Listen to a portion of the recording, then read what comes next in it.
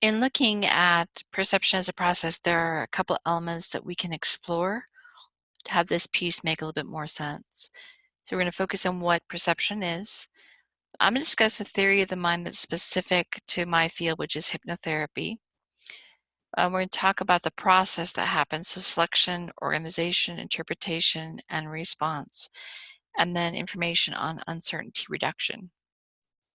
So what is perception? Perception is sort of the filter in which we look at the world.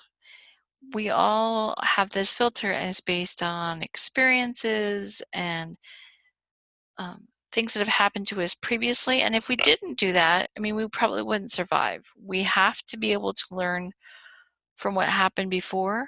So this is a naturally occurring thing, this idea of perception. I think it's important to know that it's there. So at least you can make a decision about if this is something that you want to continue with, because it's going to, I mean, the perception is going to be there no matter what. And we assign meaning on it. So I'll explain a little bit more of this when I go to the theory of the mind that we use in hypnosis, but we do assign meaning to things based on our perception, our view, our lens, our filter, and it creates our truth. So everybody's going to have a slightly different truth because we all have different life experiences and different ways that information's come to us.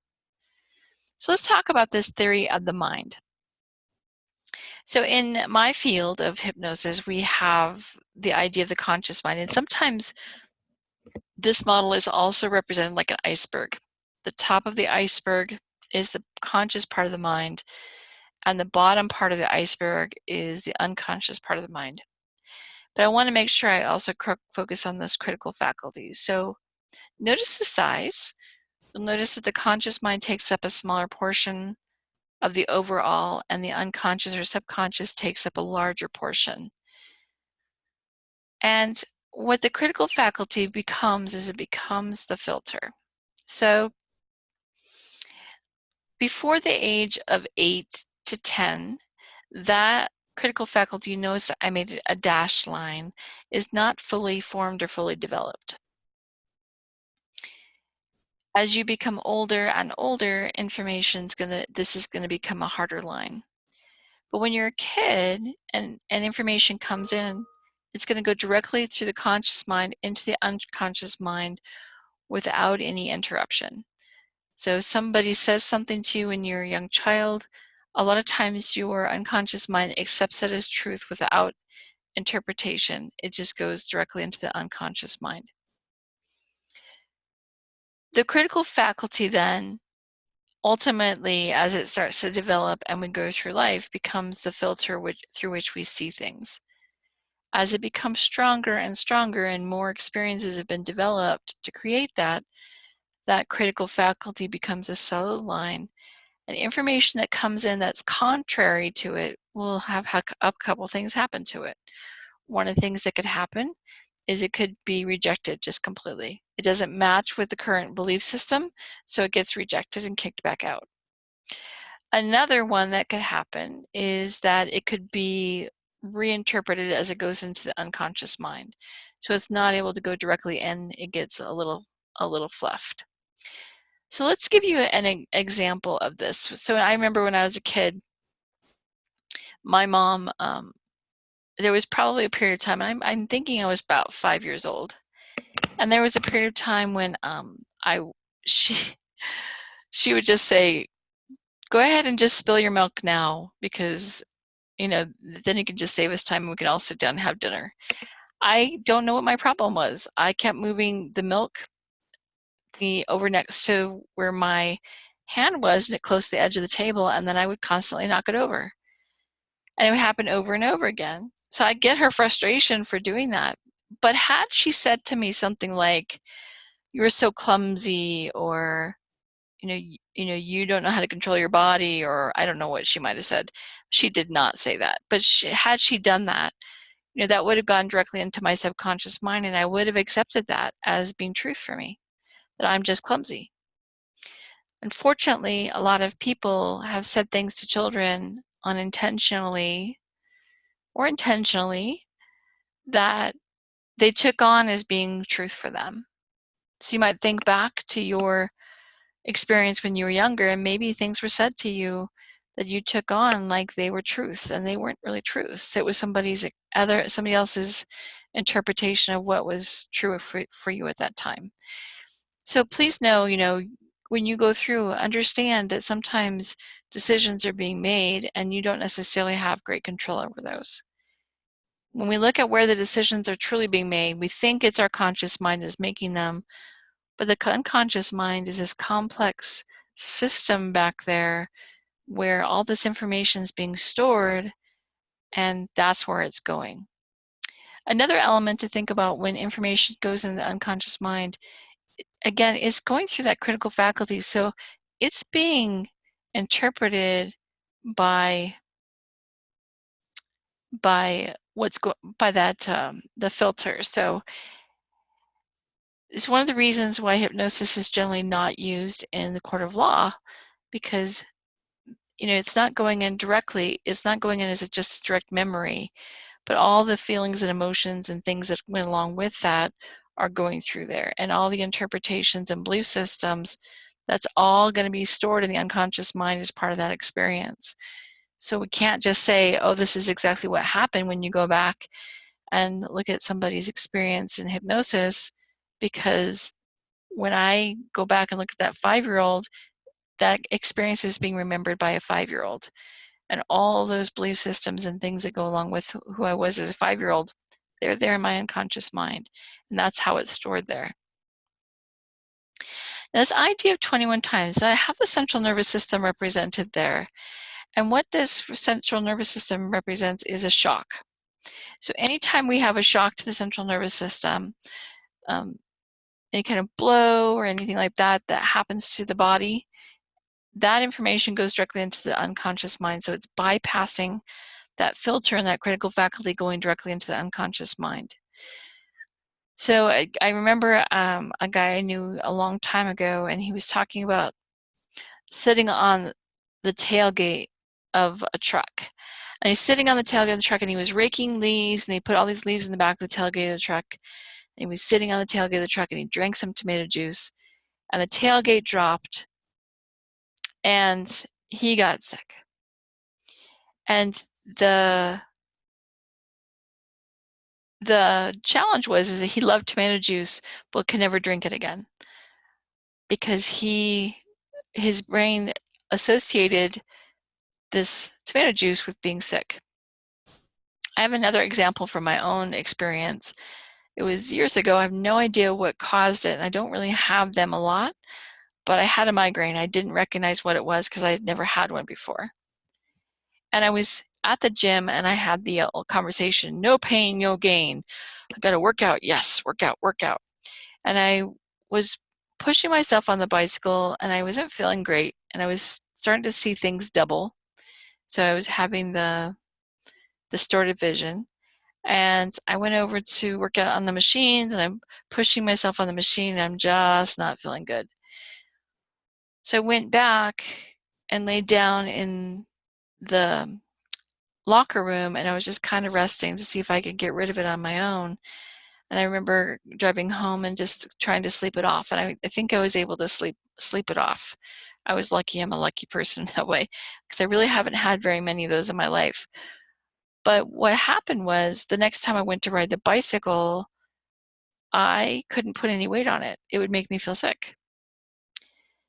So there's something about, I think, the hunter-gatherer part of who we are that keeps us from doing things more than once. When they were trying to figure out before, when they're hunters and gatherers, if this was safe, they would only have a small bite of something. And then if they got sick, they knew they would never eat that again. So now that piece is still there, that programming is still there to keep us from eating stuff that we shouldn't eat, and protect us. So that's another piece that happens with the unconscious mind. There's institutions within our body that keep us from continuing to make mistakes. So if you actually are interested in this behaviorism, and Skinner and Pavlov are really interesting pieces. So I bet you guys have heard maybe at some point in your life, if you want to change behavior, you need to do something 21 times, or you need to do it for 3 weeks. Well, it came from Pavlov, and Pavlov was the guy that actually he was training some dogs, and he was studying the digestive system in dogs. And he noticed that when the sound of the guys bringing the food every day would happen, the dogs would start to salivate before the food actually got to them. And they started noticing, hey, they're responding to the sound of the food without the food being present. So then they started trying to create this effect without the food being present. So they would create a ring a bell, and then they would pair it with the food. So they'd ring the bell and have the smell of the food. Ring the bell, have the smell of the food. I don't know if they would feed them, but they had this stuff already set up in the dog's stomachs to test the digestive enzymes and how they were creating this saliva. So they already had pieces already present. And what they found out was that it took 21 times of pairing the bell with the food in order to create the response with just the bell. So then they would ring the bell and the dog would salivate without the presence of the food. So that, this idea of repetition, of creating something that happens over and over again, can be beneficial because you're having behaviors that are happening. And you can create or institute changes based on being able to do something over a period of time. And so the suggestion is at least 21 times to make that change. Okay, so I hope that's kind of interesting and helpful, because it is maybe a different way of looking at it, but it does help just sort of explain maybe why we hold some of our perceptions the way that we do.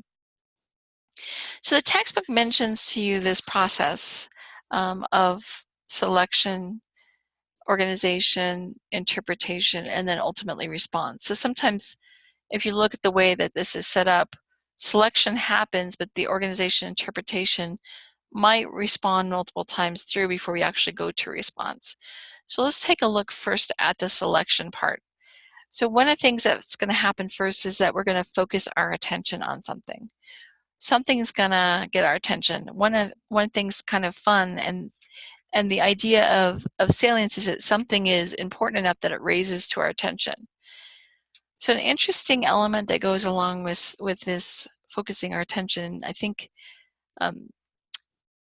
one time I've heard it is that somebody bought a car, and they bought a car and then they noticed that everybody in the world seemed to have bought the car.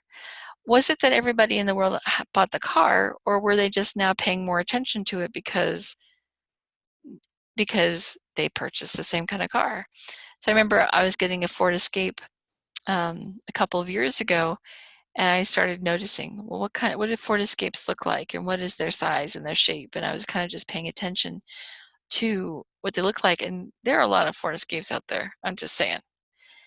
So it's interesting to see this idea of selection and elements as they go through the process.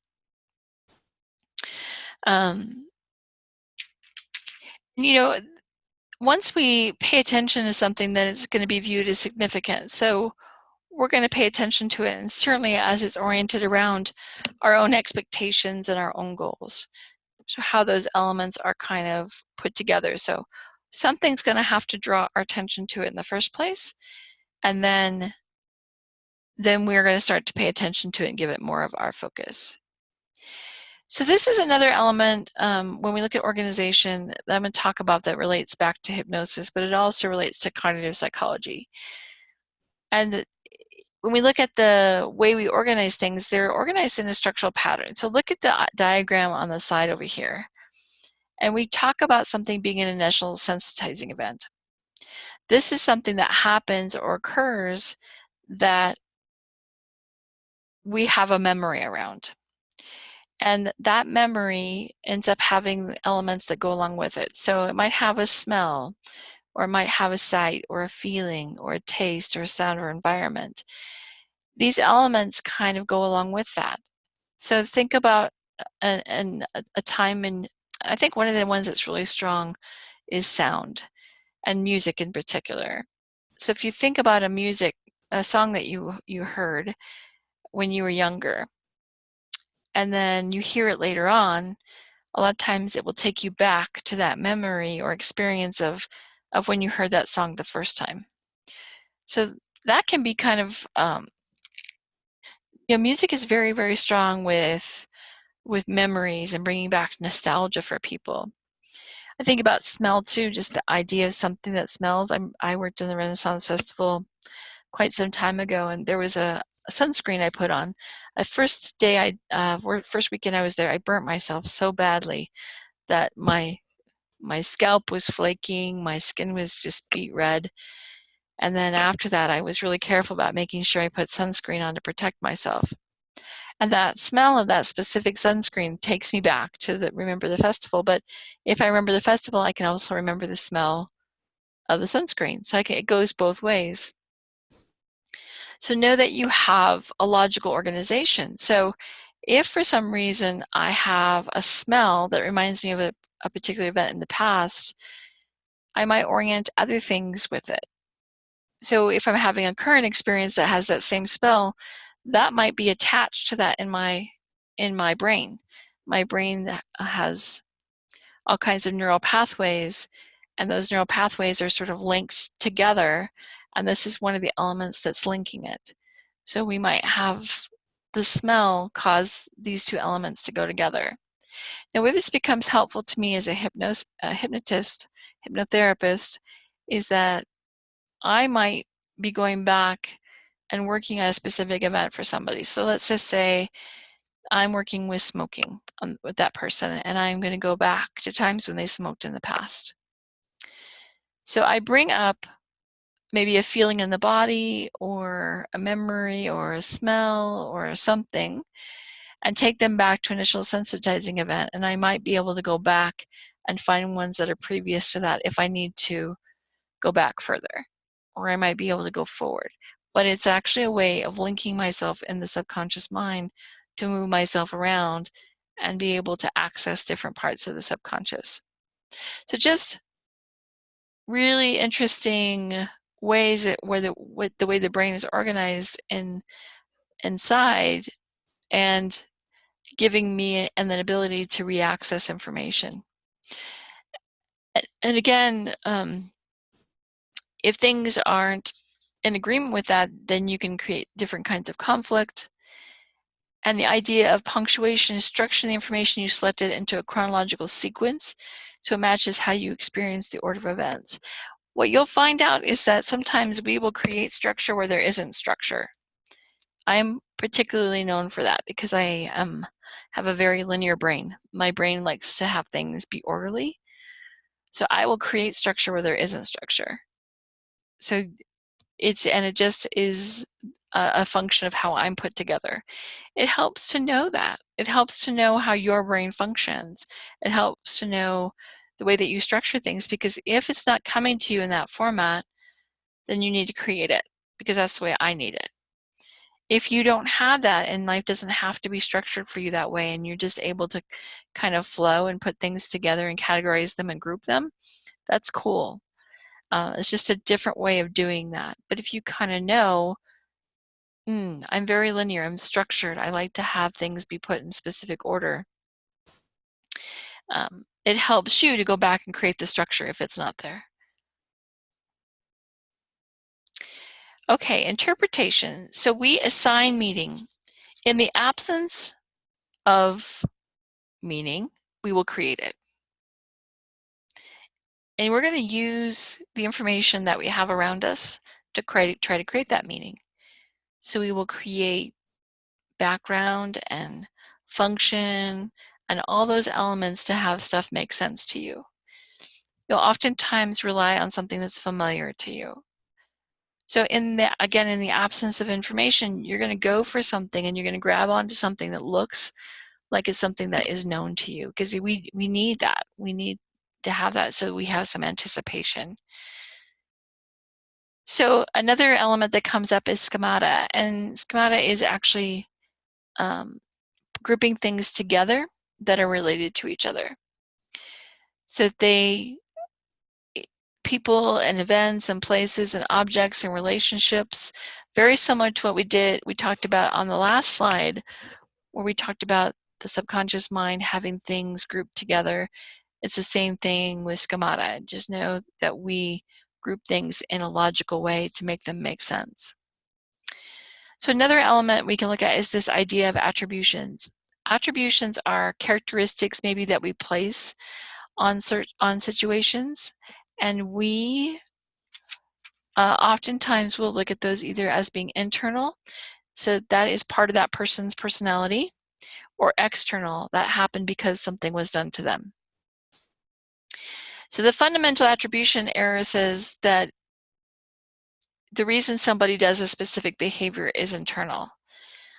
I think time is an interesting one to look at with people, because some people are like early. They have to be there before and they're early. There's some people that have to be there right on time, and there's some people that are always late. I think about this, they've been talking about on the news about people that like to get to the airport, and they like to get there at the very last second. There is no part of me that wants to do that. I want to be there early. I will sit there with my computer or something, and I will hang out with a book, whatever I need to do, so that I'm there at the airport a little bit early so I can chillax. There isn't a fear. And the idea that somebody wants to like play it on the edge, that's really different for me. So I just don't even have that as part of my consciousness. So this idea of time, is it a part of the person, or is it an element of something that happened to them, like there was a lot of traffic that was unanticipated, or and you know, a lot of those people, they're always planning for that, right? Those people that get there early, they're planning for that. They're anticipating that there might be traffic. So they leave earlier just to make sure that there isn't going to be that. I'm a little bit of the get there right on time kind of person for normal events, but not for airplanes. No, no, I really want to be there. I'm going to be there extra early. Fundamental attribution errors, so other internal causes. What we're looking at is people have a tendency to attribute other people's behavior based on who they are and their personality. So they're always a late person. They're always late. That's why this happened, because this is just a person that's always late. So we're attributing it to who they are as a person, where when it's our behavior, we're oftentimes referring to it as being external. And oh, it happened because of the traffic. It happened because you know, oh, the schedule said it was going to take me this much time to get here, but it took me way longer than that. Whatever that might be. And then the self-serving bias is taking credit for things that maybe weren't yours. Like, yes, it turned out good, and I had everything to do with that. That was all about me. Okay, you go with that theory. And I think you'll see that sometimes. I don't know that's true for everybody, but there is that tendency for people to do these. So please don't think that it's true for everybody, but the idea is that this happens. This is general behavior that we see when researched. Of course, once that you've done that and you've gone through that process of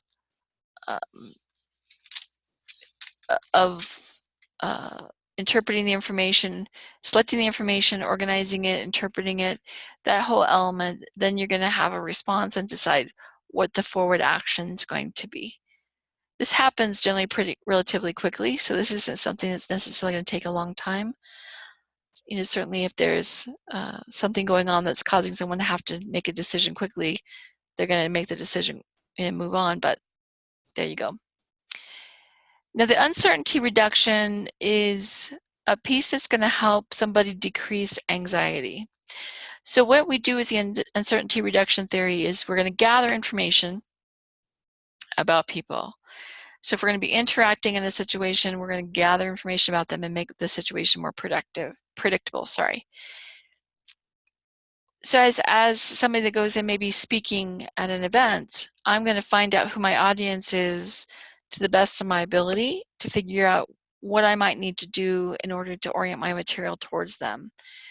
Or if I look at the situation, I might go in and try out the sound system and things just to make sure how it works. So I'm actually not going in to embarrass myself. I know what to expect, and I've kind of done what I can to account for things I don't, and I might not be able to anticipate. So I'm going to gather information. I'm going to find out who my audience is, and then I'm going to make things be more predictable because I'm going in with some knowledge about who the people are going to be. There's a couple ways that we can approach that. We can approach that in a passive way, so where I might predict and observe, and the other piece might be that's more passive. So I might ask somebody else questions, right? I might ask their friends about them if I want to find out more about that situation. If I'm going in for a speaking situation, I'm going to ask the organizer about my audience. So I'm going in with anticipation what that's going to look like. Active would be just to ask the person directly a question, right? I'm going to ask them questions. And then interactive is actual interaction, where I'm going to have a conversation with them so I know who I'm working with and what they look like and all that kind of stuff. So that's going to be reducing my uncertainty. All right, I hope that helps with the perception. So we did kind of talk about some of the elements that go into perception and how perception is a process.